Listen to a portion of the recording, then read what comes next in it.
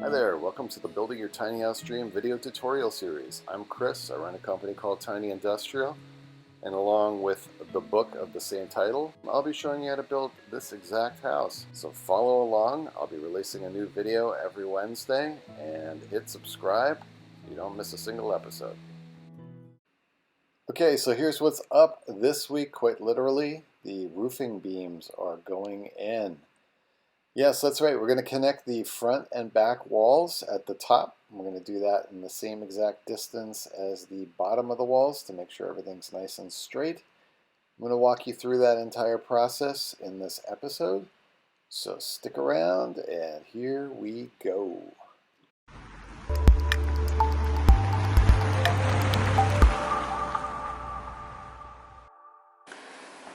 All right, now it gets really exciting because we're gonna put, well, for me, hopefully for you too, but right now we're gonna put the roofing beams in. Most likely they're not going to fit. A couple things. So we didn't paint the insides of those cutouts for the roofing beams. You know what I'm talking about, the little cutouts up there. We didn't paint them because we couldn't get the roller in there. Plus, there's gonna be some cutting that needs to be done. So what I'm going to do is I'm going to go around with a scrap piece of 2x4 and see how that slots into each one of those. And I'm going to get it so that ideally it's not like wiggling it around in there or loose, but so that it kind of like tightly goes in there just for a little bit of extra adhesion. Then we've got those beautiful 12-foot 2x4s and the two 2x6s for the side pieces sitting over there. Yeah, once all those cutouts are ready for the 2x12s, we're gonna do that. So let me go around and check the spacing up there. Scrap piece.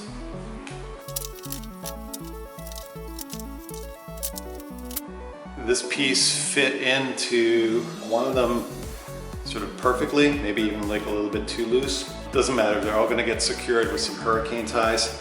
A couple other ones, I marked the spots where we need to remove a little bit of the wood. I'm gonna try it with a file first before I resort to power tools.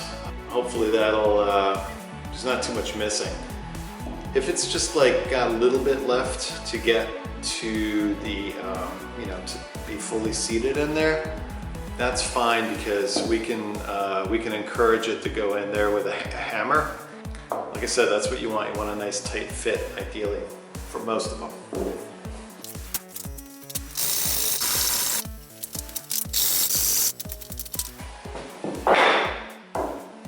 That was pretty easy. I'm gonna do the same thing on the front. Then I'm gonna paint those interior sections. Yeah, then we can slot those things into place. They're going to end flush with the front and they're going to stick out in the back. What we want though is the distance between the front wall and the back wall to be consistent. So what we're gonna do is we're going to measure it sort of at the base of the front and the back. And we're going to mimic that at the top of the front and back. And whatever that distance happens to be, we're going to mark each of the 2x4s at a point where we want that 2x4 to terminate on the inside. Does that make sense? Because otherwise, if you could in theory have the wall pushed out like an extra inch over here, have it come in an inch over there. But if they're all marked, then the distance is always the same and you're going to have the front and the back be completely parallel to each other, which is what you want. So let me do the front, then we're gonna paint, and then we're going to pop those things in.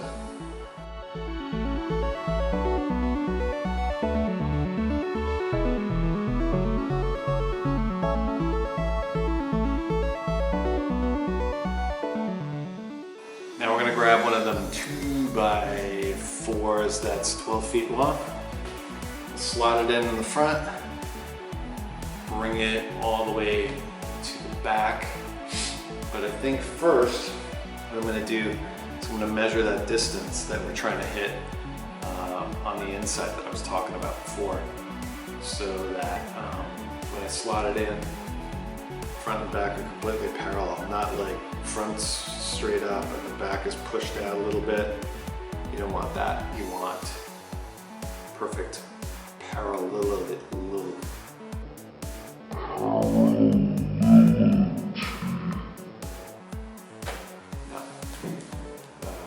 You get the idea. Hold on. Here we go.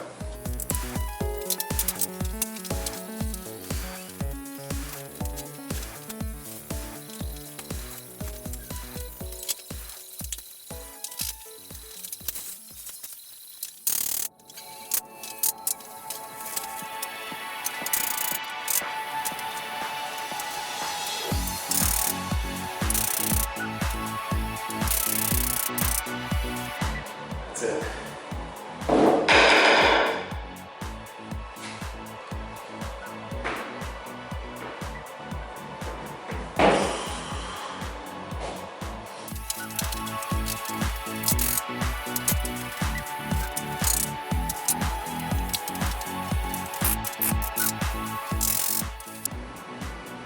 I'm trying to work out the two side beams on either side of the gypsy wagon. Those are the ones that we're going to have to cut an angle onto. I don't have any 2x6 scrap lying around.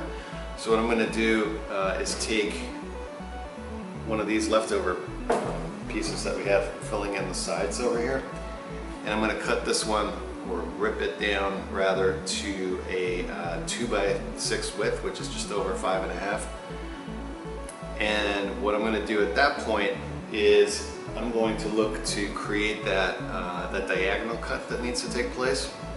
And what that'll allow me to do is set up this table saw to make that cut exactly how I want it, without sacrificing the 12-foot 2x6s in the process. Because if I do it wrong on those, well, then I got to go back out and buy another 12-foot 2x6, which is kind of pricey.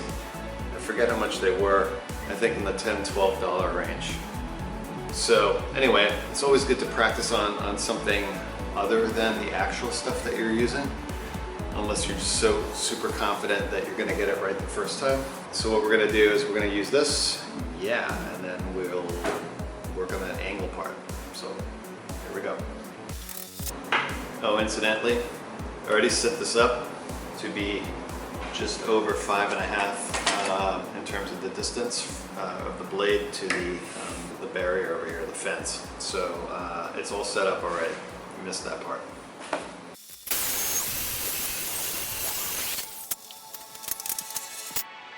So this piece now mimics a 5x6.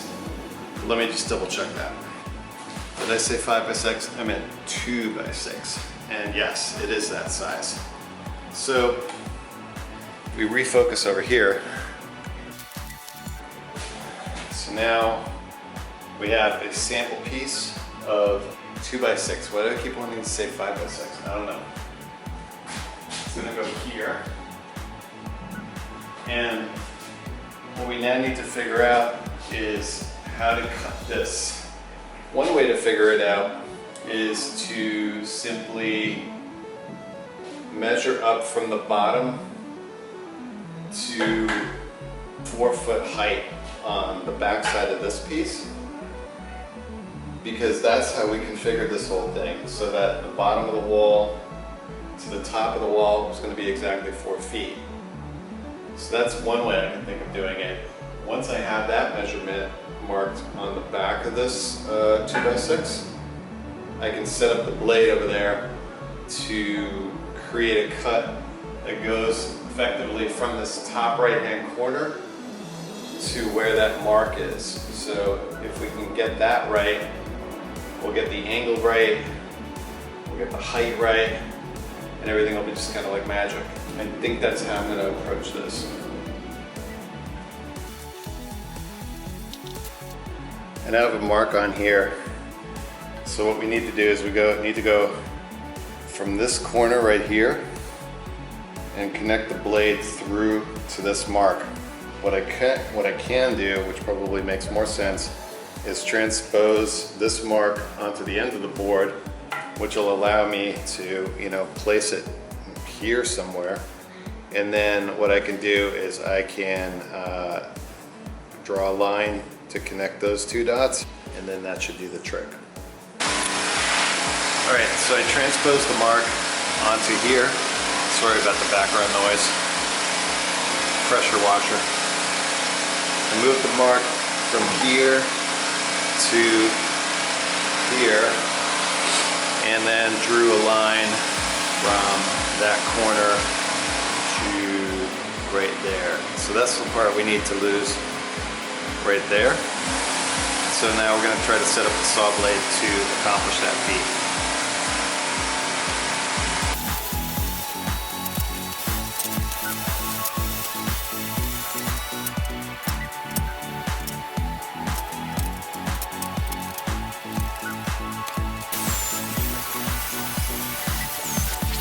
I think that's kind of what we're looking for. Yeah, that works.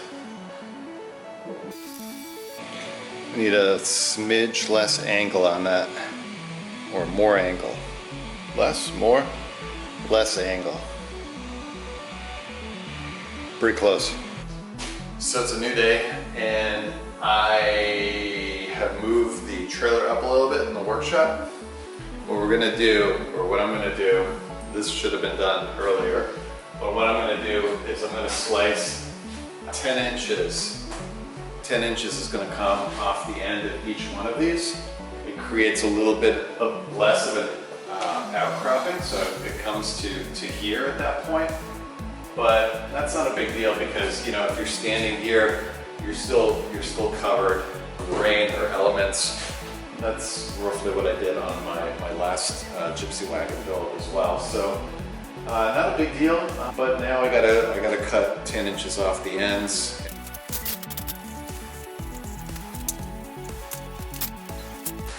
So now that I've marked the 10-inch increments, no, not increments, the 10 inches back from the end, I'm going to square that up.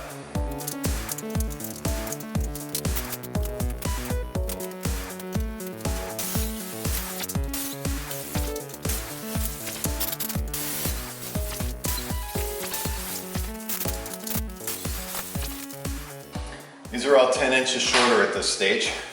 The next thing I'm going to do is, I think I'm going to cut a little corner off of the ends of these two exterior wall ones, just to give it a little bit of a visual pop.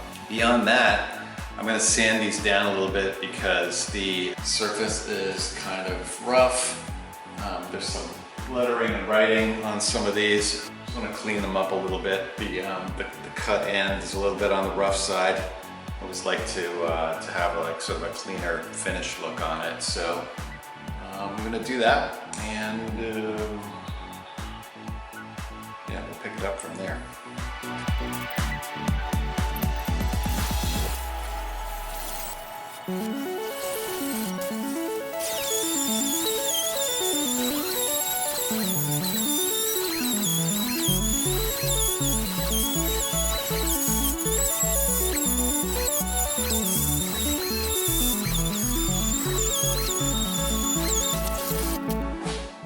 Okay, that's better. We have this expression in German, it's called the Eye eats too. It's more related to cooking and presentation of food, that, set out a plate. If it looks nice, it's gonna taste better. I kind of try to apply that a little bit to my work as well. The eye eats too, so that's why I try to, work really hard on the just the accents and the finishing of the materials. So I think it adds a lot. So that's a personal thing. All right, and that's it. That's your roofing structure in place. Next up, it will be released next week, is going to be the wall structure on the sides of the trailer. So hit subscribe and follow along. Let's build a tiny house.